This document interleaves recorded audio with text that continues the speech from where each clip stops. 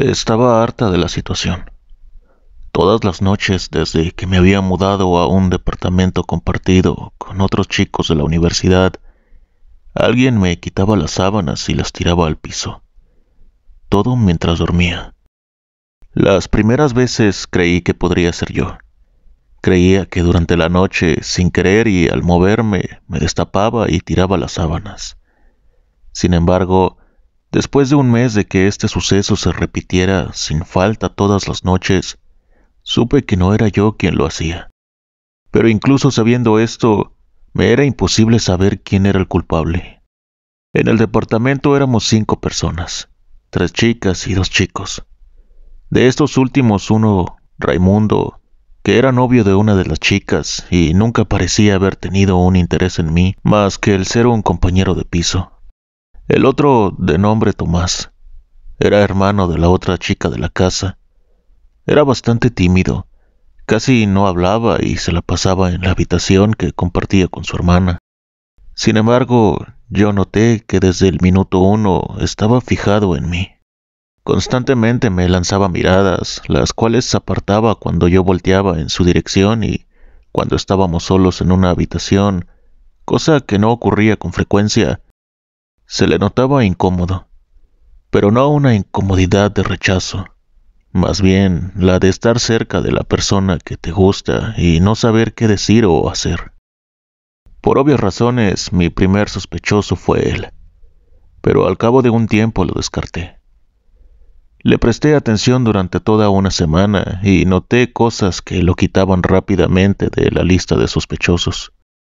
Para empezar, su hermana era de esas personas que se despiertan con el aleteo de una mosca, y Tomás siempre se iba a acostar antes que ella.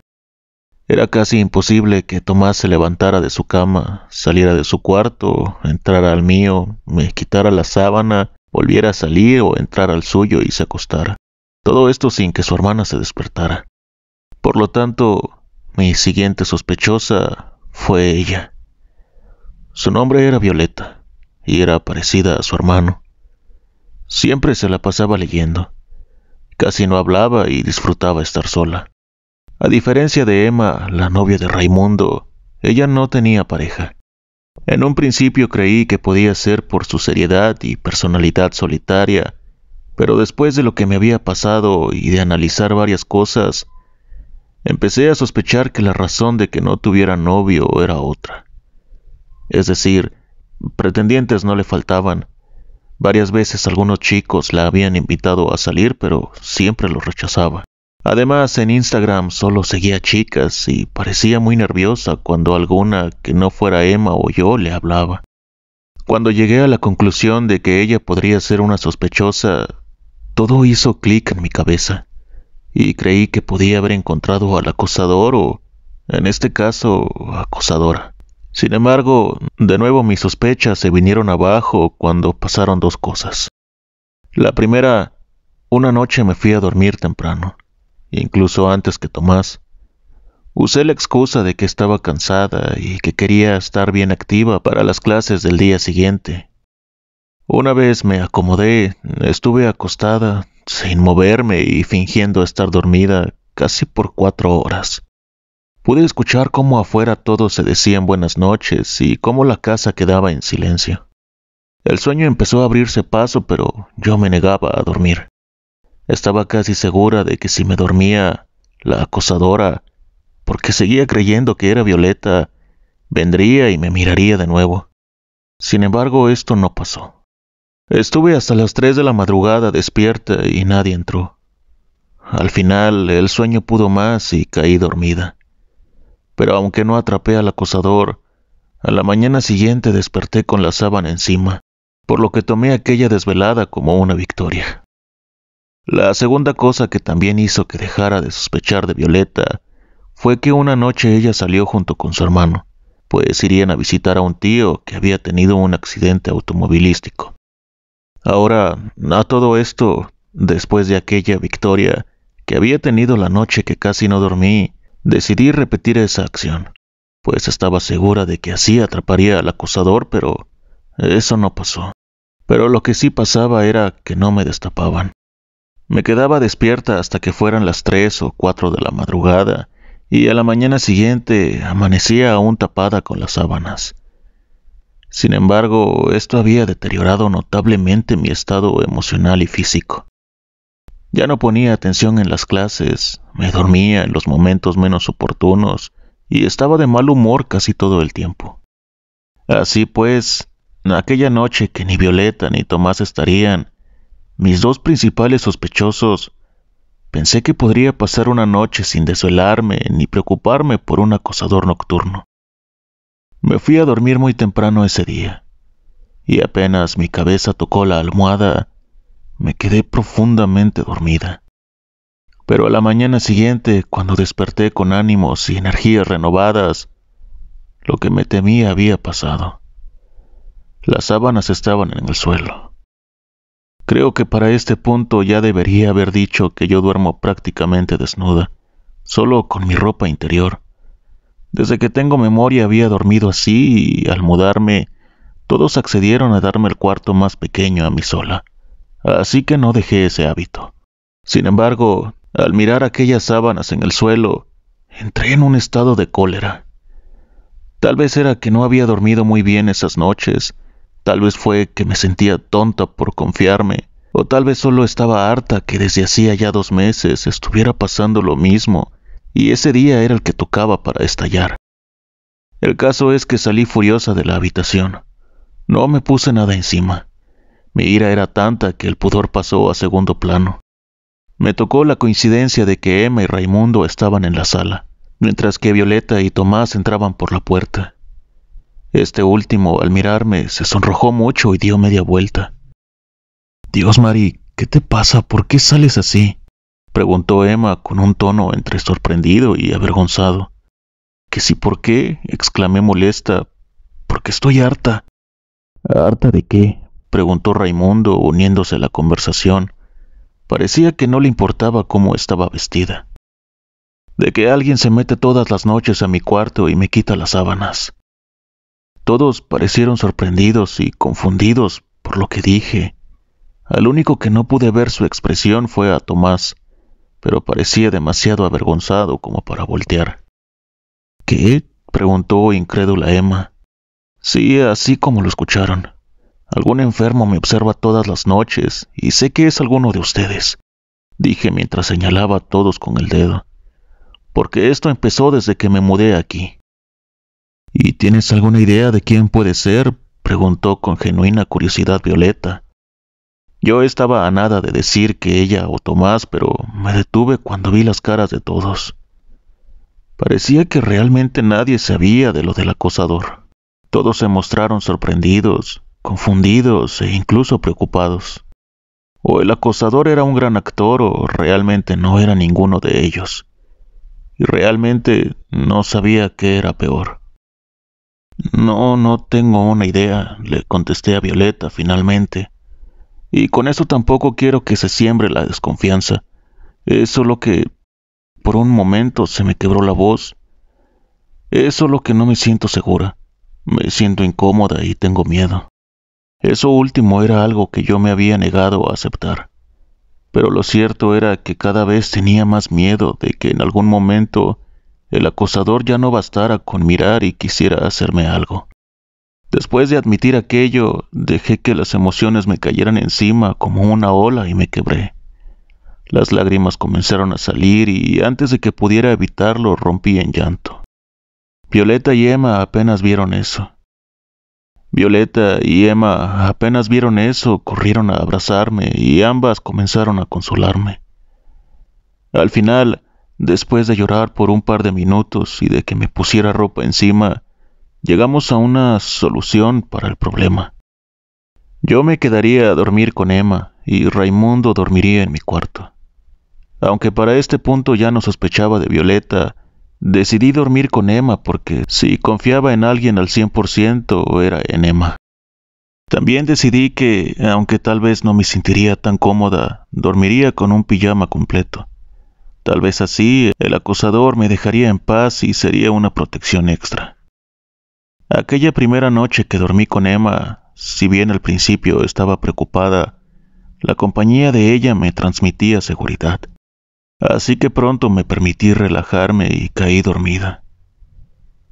Entonces fue cuando pasó. Comenzó como un pequeño movimiento, casi imperceptible, pero era como si alguien intentara darme la vuelta. Yo apenas entendía qué pasaba, pues estaba entre dormida y despierta, y de hecho, cuando recuerdo esta parte, es como si recordara un sueño. Después de aquel movimiento, sentí como si algo sujetara mi cintura y comenzaran a deslizar algo hacia abajo. Yo seguía sin despertar al 100%, pero cada vez mi conciencia y razón volvían más. Entonces, escuché el grito de Emma y desperté completamente. Lo primero que vi fue a Emma, gritando, mirando horrorizada, mirando en mi dirección, pero no directamente a mí. Entonces sentí el peso en mis piernas y miré en esa dirección. Mi grito pronto se unió al de Emma. Ahí, en el borde de la cama, había un hombre, o al menos eso parecía. Estaba encorvado, pero era obvio que medía más de 1 metro de altura. Era completamente negro, pero no como una persona de color, sino un negro antinatural. Estaba desnudo completamente, repleto de vello. Parecía tenerlo en donde normalmente lo tendría un hombre, pero cuando miré su zona inferior, me di cuenta de algo que hizo que me horrorizara y asqueara a la vez. Tenía una erección y se estaba masturbando. También descubrí que con la mano libre estaba intentando bajarme los pantalones. Al observar y procesar todo aquello, grité aún más fuerte. Tenía miedo, asco, confusión e incredulidad y traté de exponer todo en un grito. La criatura, porque esa cosa definitivamente no era humana, pareció espantarse al oír nuestros gritos, así que saltó de la cama y corrió hacia la puerta entreabierta. No me di cuenta en ese momento, pero en ningún momento hizo ruido, ni con sus movimientos, ni con sus pasos, y mucho menos algo que saliera de su garganta. Justo cuando el ser estaba en la puerta, esta fue abierta de golpe por un preocupado y agitado Raimundo, lanzando a la criatura contra la pared. Raimundo nos miró primero a nosotras, sin percatarse de la criatura. ¿Qué pasa?, preguntó con preocupación. Nosotras solo atinamos a señalar hacia donde estaba la criatura. A la vez que gritábamos que tuviera cuidado, él dirigió su mirada hacia donde apuntábamos y su rostro se puso pálido. ¡Qué carajo! Alcanzó a gritar antes de que la criatura le saltara encima. Ryan soltó un grito de terror antes de que aquella cosa lo derribara, pasara por encima de él y corriera por el pasillo, alejándose de nosotros. Afuera se escucharon los gritos de horror de Tomás y Violeta, después los gritos de esta última ordenándole a su hermano que cerrara la puerta y unos instantes después un portazo. Tanto Emma como yo estábamos paralizadas y en shock. en estado de shock. Ella temblaba y balbuceaba el nombre de Raimundo. Yo igual temblaba, pero no decía nada. En lugar de eso, en mi mente estaba grabada la escena de esa cosa asquerosa tocándose y la sensación de su mano en mis caderas, intentando bajarme los pantalones. Violeta y Tomás aparecieron por la puerta. La primera se agachó a examinar a Raimundo, mientras que el segundo se acercó a nosotras. «Está inconsciente», dijo Violeta. Emma se levantó de la cama tambaleándose, llegó hasta donde estaba su novio, puso su rostro contra su pecho y rompió en llanto. Por su parte, Tomás llegó a mi lado y se agachó. «¿Estás bien?», preguntó con una voz segura, pero amistosa. En su voz había una pizca de timidez o vergüenza. Yo traté de hablar, pero la imagen de esa cosa volvía una y otra vez a mi cabeza. Las lágrimas empezaron a salir de mis ojos y a rodar por mis mejillas. Tomás notó esto y sorpresivamente me envolvió en un abrazo. En un principio me puse alerta, pero un segundo después, al sentir su brazo, apoyé el rostro en su hombro y dejé que todas mis emociones salieran. Después de 20 minutos, todos estábamos más o menos estables, encerrados en el cuarto. Tanto yo como Emma ya no llorábamos y Raimundo había despertado. Yo sujetaba fuertemente la mano de Tomás, aferrándome a la sensación que me hacía sentir seguridad, la misma seguridad que había sentido cuando me había quedado dormida en compañía de Emma. Entonces escuchamos la sirena afuera del edificio. Al parecer un vecino había escuchado los gritos y decidió llamar a la policía. Cuando los dos uniformados llegaron a nuestra puerta, Violeta y Tomás fueron los encargados de recibirlos. Cuando los oficiales les preguntaron el porqué del escándalo, ellos respondieron que un ratón se había metido en el departamento y había asustado a todos. Los demás corroboramos su historia y los oficiales, después de otro par de preguntas y al notar nada grave, se fueron. Después de que se cerró la puerta, pasaron otros 5 minutos para que alguien rompiera el silencio, y ese alguien fui yo. ¿Qué rayos era esa cosa? Los 4 se miraron unos a otros como debatiendo con la mirada si decirme o no. Raimundo trató de decirme algo, pero se calló como si no pudiera decir las cosas. Todos lo vimos. Si saben qué es mejor que lo digan. Sí sabemos lo que es, dijo Tomás. Bueno, ahora lo sabemos al 100%. Antes, al igual que todos, creíamos que solo era un mito. Lamentablemente, mi miedo e inquietud fueron sustituidos por la curiosidad. Asumo que se vio en mis ojos porque Violeta complementó las palabras de su hermano explicando a la criatura. La gente lo llama agolón. O mejor dicho, era una leyenda urbana muy popular entre los de la universidad. Según ellos, el agolón se mete a casas o cuartos abandonados y vive ahí hasta que pasa una de dos cosas. O alguien se muda o se aburre y se va. Las palabras de Violeta en otro contexto me hubieran parecido ridículas, una historia de terror muy mala, pero después de lo de esa noche, muchas cosas me dejaron de parecer ridículas. El agolón estaba viviendo en tu cuarto, Mari, dijo Tomás. No sabemos desde hace cuánto, pero antes de que te mudaras, a veces, después de la noche, veíamos la puerta abierta. Lo asociábamos al viento, pero ahora que veo no era eso. ¿Y dónde está ahora mismo?, pregunté con un hilo de miedo en la voz. Lo vimos correr y esconderse debajo de tu cama. No lo perseguimos, solo cerramos la puerta, me contestó Violeta, y asumo que sigue ahí. Todos dirigimos la mirada hacia la puerta cerrada de mi habitación, sabiendo que del otro lado, debajo de mi cama o incluso intentando salir, se encontraba esa cosa salida del infierno. Pero comencé a decir, no entiendo, ustedes vivían aquí ya desde hacía 3 meses antes de que yo llegara. ¿Por qué me quiso a mí? Porque llegaste a su hogar, me respondió Emma. Nosotras dormíamos con alguien más. El agolón no se arriesgó a hacernos nada por miedo, pero cuando tú llegaste, básicamente estabas a su merced. Y quiero asumir que se obsesionó mucho contigo, porque se arriesgó y se expuso al irte a buscar a mi habitación. Se arriesgó tanto que lo descubrieron. Aquella respuesta, si bien no era la más optimista, sí me dejó satisfecha. ¿Y ahora qué? ¿Vamos a vivir con esa cosa?, preguntó Raimundo, uniéndose a la conversación. Pues podemos hacer 2 cosas, dijo Tomás. Podemos arriesgarnos, meternos todos armados e intentar matarlo. O podemos bloquear la puerta poniendo algún mueble pesado y fingiendo que ese cuarto jamás existió. Solo esperamos hasta mañana para sacar todo de ahí. Eso último me aterrorizaba. El simple hecho de imaginarme dentro de esa habitación nuevamente hacía que me dieran escalofríos. Sin embargo, y al igual que todos, supimos que lo más sensato sería esperar hasta la mañana, sacar las cosas y tapar la puerta. Y eso fue lo que se hizo. A la mañana siguiente, las 2 personas más estables de la casa, Violeta y Tomás, se encargaron de sacar todo de aquel cuarto.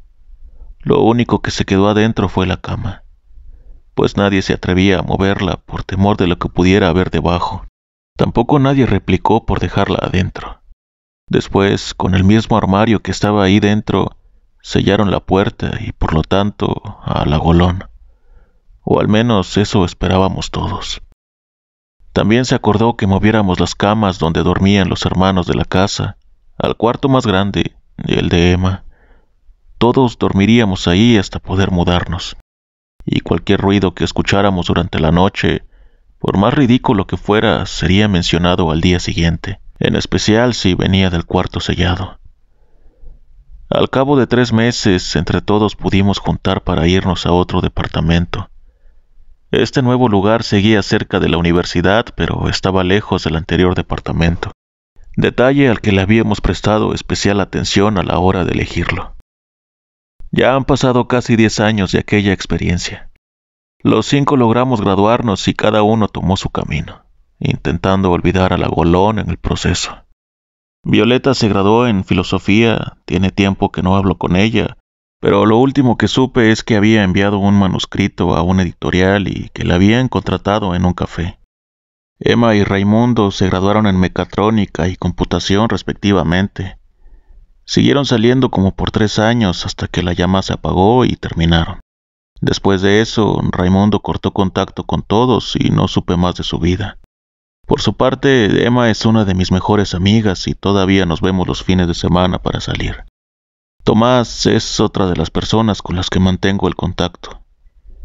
Él y yo intentamos darnos una oportunidad, sin embargo, rápidamente supimos que era mejor como amigos y así lo hemos mantenido. Él se graduó en gastronomía y ahora tiene un pequeño restaurante, donde Emma y yo vamos a comer de vez en cuando. También ha tenido una pareja maravillosa durante casi 3 años y está pensando en pedirle matrimonio. Por mi parte, me gradué en matemáticas y desde hace más de 6 años soy maestra en una escuela primaria. Me comprometí hace unos meses con mi novio de 5 años y pronto me casaré. Él sabe de toda esta historia, y aunque aún le cuesta trabajo creerla al 100%, siempre está ahí cuando tengo pesadillas, producto del trauma vivido. Con el tiempo he podido superar la experiencia. Sin embargo, a veces aún creo que al asomarme por debajo de la cama, volveré a ver a aquel ser negro y peludo. Solo espero que en verdad el haber sellado aquel cuarto lo haya contenido, que a día de hoy siga ahí dentro encerrado por siempre.